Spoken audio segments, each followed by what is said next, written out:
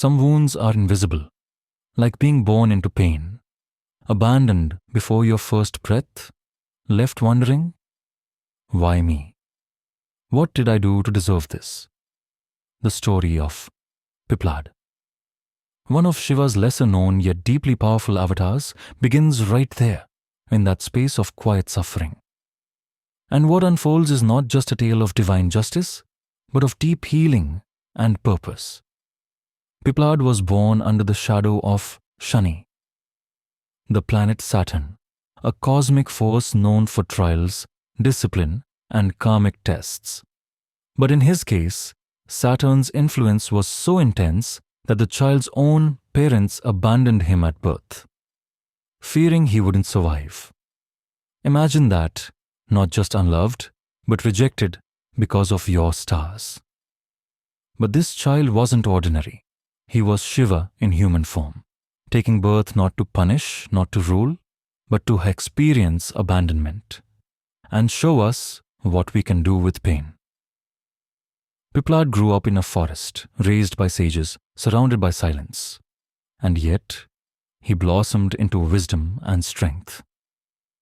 Not because life was easy, but because he refused to be broken by the pain he inherited. One day, he learned the truth, that his own parents had given him up because of Shani, and he was filled with anger. But this wasn't a tantrum. It wasn't petty. It was a roar from the soul, the kind of roar that rises when injustice and innocence meet. In that moment, he didn't pray. He cursed. He looked at the skies and said, "Shani, for causing so much suffering to me and others, I curse you to fall." And Shani fell from the heavens. The gods trembled. The balance of the cosmos shook. Because even divine justice needs restraint. The gods approached Piplaad and gently reminded him, even Shani has a role. He teaches patience, humility, and discipline.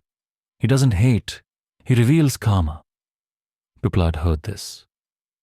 He didn't deny his pain, but he transcended it. With grace, he lifted the curse. He said, "Let Shani continue his work, but may he never trouble those who take my name in faith." That's how divine justice works. Not through endless punishment, but through understanding, limits, and healing. Piplaad teaches us something so many of us forget, that you can be born into pain, abandoned by those who were meant to love you, crushed by circumstances you never chose, and still rise, still forgive, still offer something to the world. He could have become bitter, but instead he became a protector, a light for those suffering under Shani's heavy hand. And even today, in temples and prayers, his name is remembered by those who seek relief from deep karmic burdens.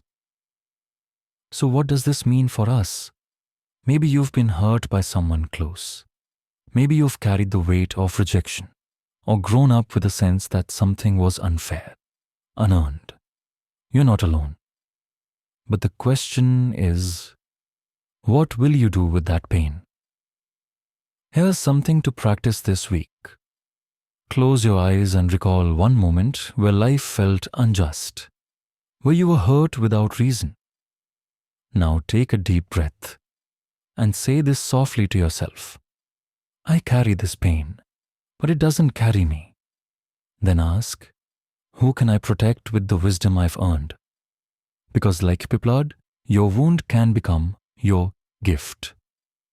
Your story can become someone else's strength, and your curse can become someone's blessing. If this story reminded you of your own quiet power, don't forget to subscribe. We're not just remembering ancient avatars, we're remembering the divine within us.